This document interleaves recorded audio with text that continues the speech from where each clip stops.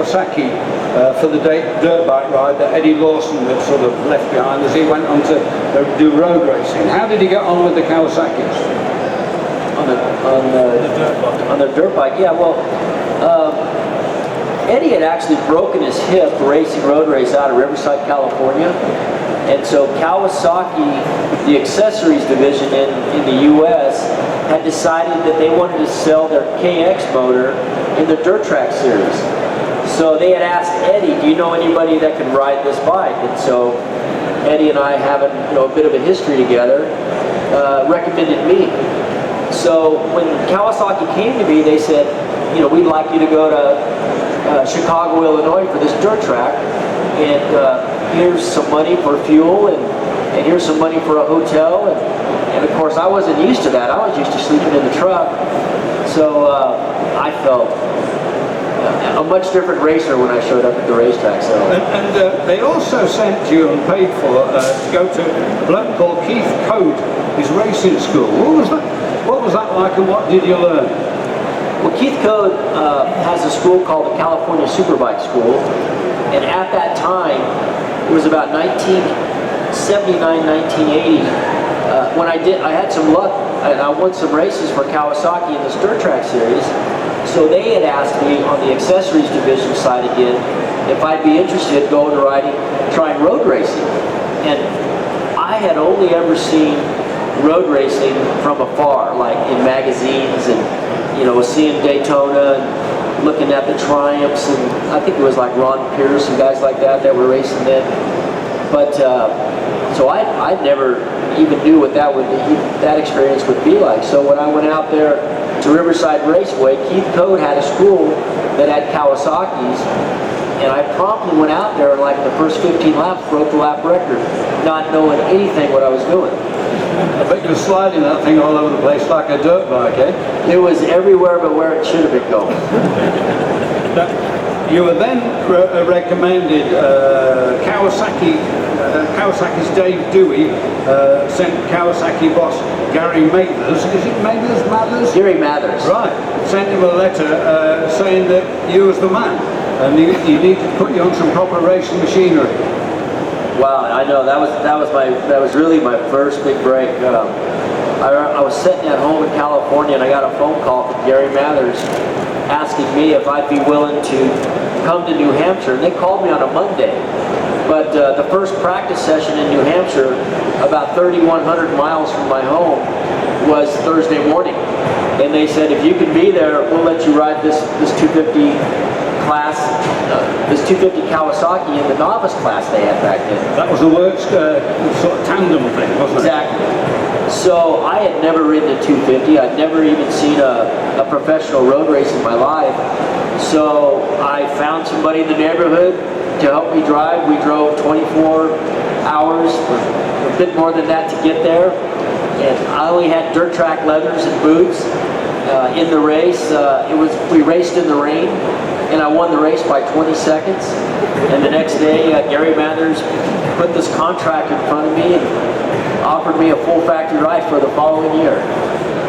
Good. So was he giving it the sliding bit then? Yes, and to tell you the truth, Dave, I didn't know any other way to ride the thing. I thought if the wheels were in line, I must be going slow. And then a familiar name when I'm talking to American racers, Rob Muzzy, he came into the picture as a team manager. What was he like to work for? He's brilliant. Rob Muzzy was kind of a drag race guy, so he was used to producing big horsepower. But then he had to use that same type of horsepower, but make it real rideable for the road race. So big asset. And he put you in touch with Kenny Roberts to sort of see if he could give you some advice on changing from dirt to asphalt. How did that go?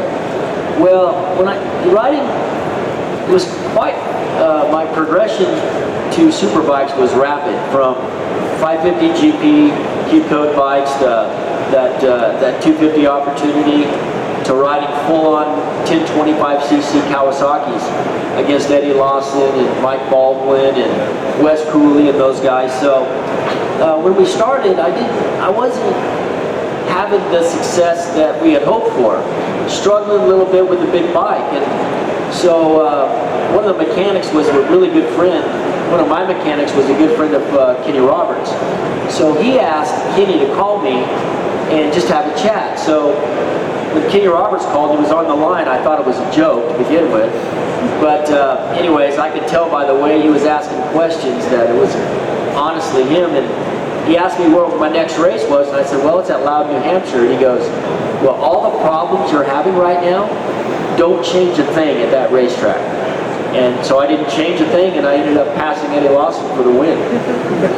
Now, in 1983, you come up against Mike Baldwin on the all-conquering Honda with Wes Cooley and your good self. How did you fare, and how did you rate Mike Baldwin? He was a guy at that time. He was the guy to beat. He was riding the almighty Honda. They had brought that new V4 4-valve water-cooled Honda. We were still riding that GPZ inline air-cooled 750 Kawasaki's. Honda showed up at Daytona with 6 or 7 bikes and promptly got the 6th or 7th positions. I think I was the first non-Honda at 7th position, I think, at Daytona. So Honda, they brought weapons that year. And Honda and Mike Baldwin proceeded to win the first 6 races. But we hung in there. The problem we were having with the Kawasaki was we were trying to get it to rev, but we kept breaking valve springs. When we got the valve spring problem cured, I won the next 6 races and the championship. So you must have been expecting big things of Kawasaki after that, because you'd won the championship, you're looking good. What did Kawasaki do? Promptly fired me. And the whole team. So then, it sees in 1984, you end up riding for Kenny Roberts at G250 GPs. Now that must have been a massive cultural shock for you, because not only were you going away from home and your comfort zones, you're also having different food, there's people talking different languages. The bike was a very, very standard bit of kit. Tell us how you actually got on. Wow, yeah, that was 1984. When Kawasaki pulled the plug, it was so late in the year of 83, we thought we were going to continue in the U.S. And 83 was Kenny's last year of racing Grand Prix. I had already, we started hanging out, you know, since that time together there. So he had decided that, wow, what is he going to do with his retirement? So he kind of thought, well, maybe we could try to put a team together for Wayne to go race 250s in Europe. So he gave me a book. Well, that was in February. And yeah, the season started March, April. March, right. I remember at the first race, I was helping work on the bike, drill the bubble for the fairing, and I was one of the mechanics along with the drivers, the cook, you know, whatever else I had to do to get the job done. So push start was a whole new thing for you. So how did you get on with that? I sucked. You was that good, eh? Oh, I had nightmares about push starts. I was okay with, you know, qualifying, racing at all these new circuits, and a lot of times I could get on the front row. But by the time I would get my bike started, I would be behind the pace car. So he was always the toughest guy to pass. You weren't those pace cars. Right. So sees you in the UK. Can you remember your first race in Europe? Yes, I do. Yes, it was at Silverstone. And I remember it was at Silverstone, and Silverstone is a clockwise racing racetrack. It means a lot of right-hand curves. And the weekend before, we had a race at Laguna Seca, and Kenny had actually built a chassis himself to make it look like a Delta frame chassis. And I won the race at Laguna Seca, and it worked really well. We were pretty excited about this opportunity, and then going into the winner's circle at Laguna Seca, there was a guy waving a yellow flag, and as I was coming around the corner after the race, I saw the flag, and I thought, oh, that's where the winner's circle is. So I start to turn left to go into the winner's circle, and then the guy with the yellow flag starts waving it frantically, And I thought, yeah, I can see it. That's no big deal. And then the next thing I know, I'm flying through the air because two guys behind me, they were congratulating each other. And when they looked up, they saw that I was turning left. So the guy slammed on his brakes. He lost his bike, and it plowed into the back of me. And as I was okay, fortunately, but I never entered the winner's circle on my head. And so when we took the bike to Silverstone the following week, it wouldn't turn right. So, but I was really good in the left-hand turns. And I understand the thing was running way out of line. Yes, we stuck like a straight edge on it. It was like 20 mil out, so we should have been able to see that with our eyes. Right. So Alan Carter was your teammate on that occasion. So how did you get on with Alan? Very well. You know, Alan had won a GP the year before. He was an English kid. There was a lot of hope around him. He was very popular. So he was my first target. And he promptly, I think he out-qualified me at the first race, I think. And I don't know how we ended up at the first race. But I know my bike quit shifting. I think I DNF'd. But we had a rough year that year, and a lot of it wasn't Alan's fault or my fault, or it was just the situation that we were in. So how did Kenny treat you? Was he? When a racer of that caliber packs in racing, there's got to be some baggage. How did he? Because when I read your book, I was quite concerned for you as a young lad. You come over to Europe, and he's given you a fairly hard time. Was that to try and work you into the system, or was it to get it out of his system?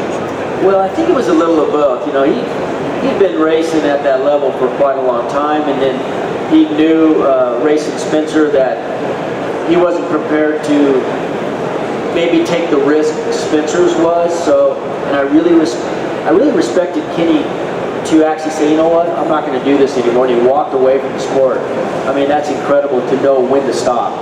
And but then when he put that team together for me, this was all new for him too. It was just this new project for him. And here I, you know, a young lad like me, you know, if Kenny would have said, you know, ride around naked, I would have, if that's what it would have took. And I believed everything he said. And but there was a lot of jokes on me too with that time. Tell us some of the jokes about, you know, because he did actually take the mick, didn't he, really, on some of the occasions? Well, I don't know if this is a good place to say that. Okay, maybe you can read that book. Yeah, right. Now, how did you get on with European food? I didn't know what I was eating most of the time. I remember I was with Paul Butler, and we were in Holland, and he said, here, try some of this stuff. So I ate it, and I thought it tasted wonderful. And I said, what was that? And he says, that's bull's balls. So when did you get your first try out on a 500 GP bike, which is a real shock, because they were monsters? Yes, it was. The first time was at the match races in 1984 at Donington Park.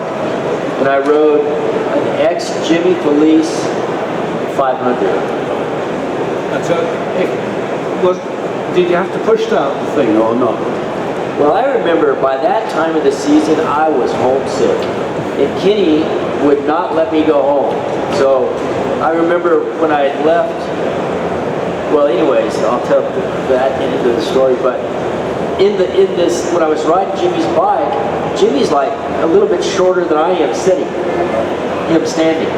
And so this bike was a tiny bike. The foot pegs were like up under me, like I couldn't really get comfortable on the bike. And I can't recall the name of the corner. I think it's the Schwantz S's or something, or Donington. As I was like trying to change directions there, I lost the rear. It high-sided me, it pinned me to the ground, and it broke my foot, and I had a bunch of road rash. Finally, I had a way to go home.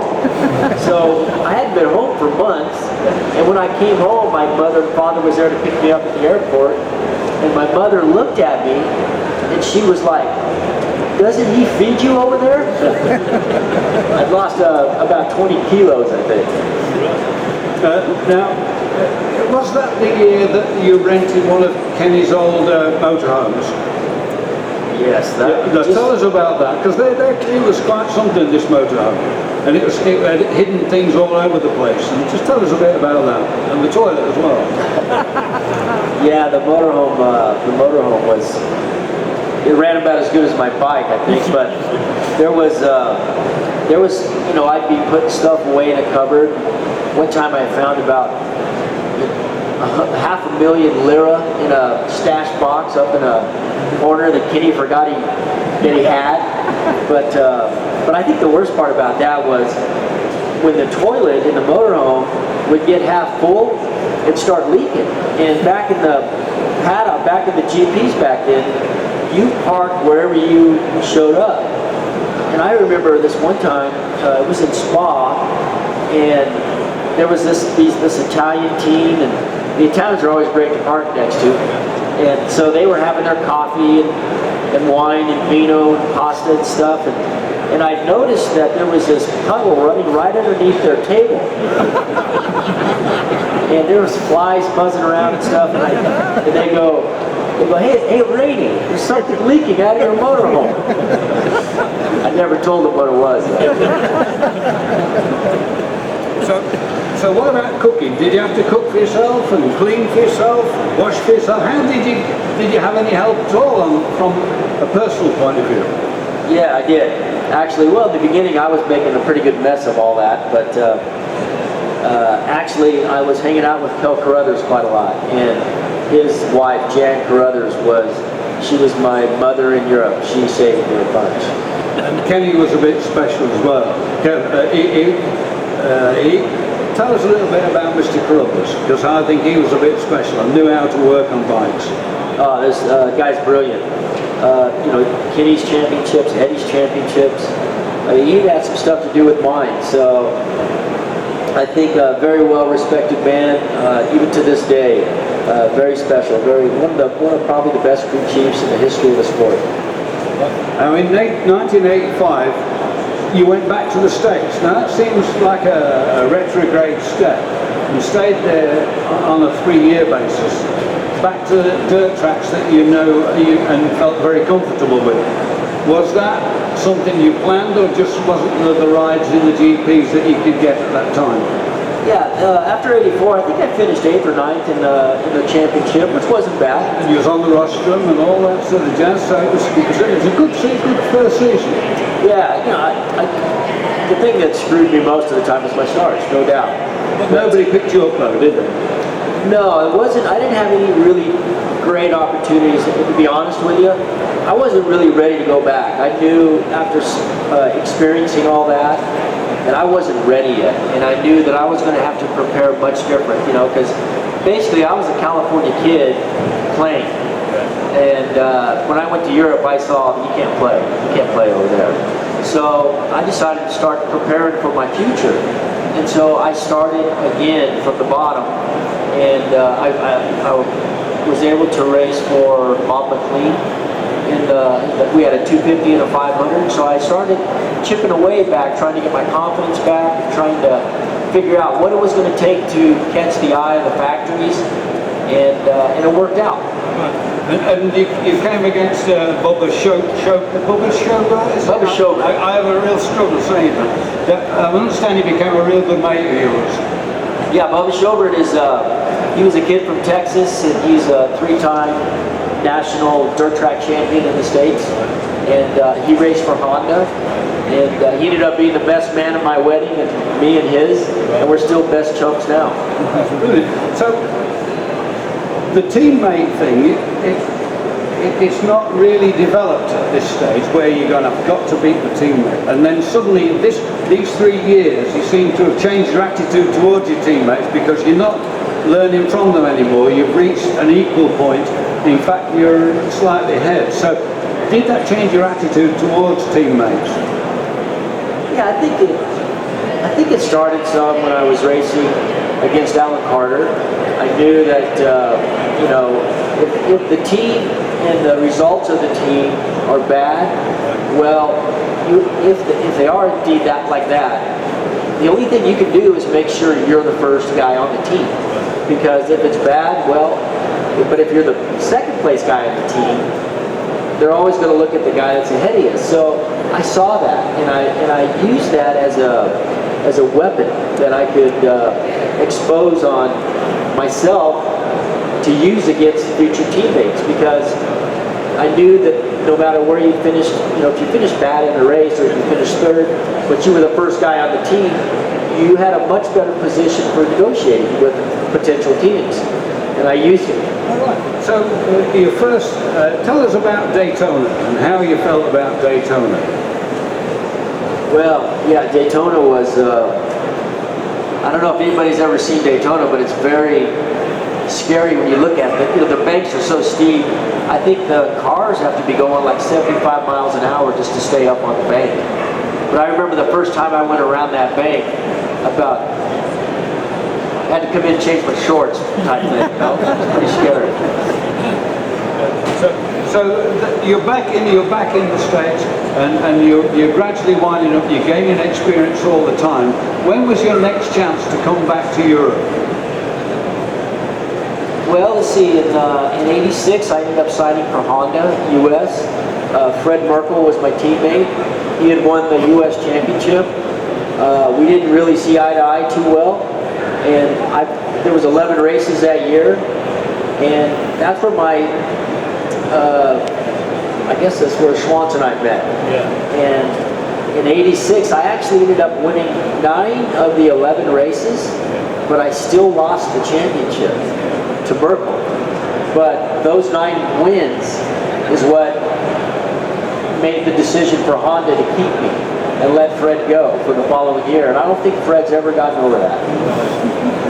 So Mr. Schwantz comes into the equation now in America, and he's gradually getting faster and faster, and his bikes are going from being quite uncompetitive to becoming very, very competitive. How did you cope with that? Because this is the beginning of the Rainey Schwantz era. Well, yeah, I remember the first time I saw Kevin it was 1985, and we were racing at a racetrack in Kent, Washington, and I didn't know who Kevin Schwantz was, and never heard of him. But I was riding 250 at the time with Bob McLean, and Kevin was riding in the superbike class, and I just remembered I just popped over to watch in the chicane. I was trying to figure out getting through the chicane, and all of a sudden I see this guy fly through the chicane sideways in the air, holding on with one finger. And I thought, who was that? And that's my first time I saw Kevin Schwantz. So when was the first time you actually came up against him competitively on similar machinery then? Actually, it was 1986. Fred Merkel and Kevin Schwantz were big mates, and they both had their eye on me. And so it was a bit of a war between all of us there. And 86 is where it started, and it's pretty much at that stage I had already had my focus on trying to get back to Europe, and Kevin did. His focus was just having a lot of fun and hopefully trying to beat me. And I was fortunate that year that I beat Kevin quite easily, but in '87 was a different story. Righto, well, we'll leave that story until this afternoon. Ladies and gentlemen, Wayne Rainey.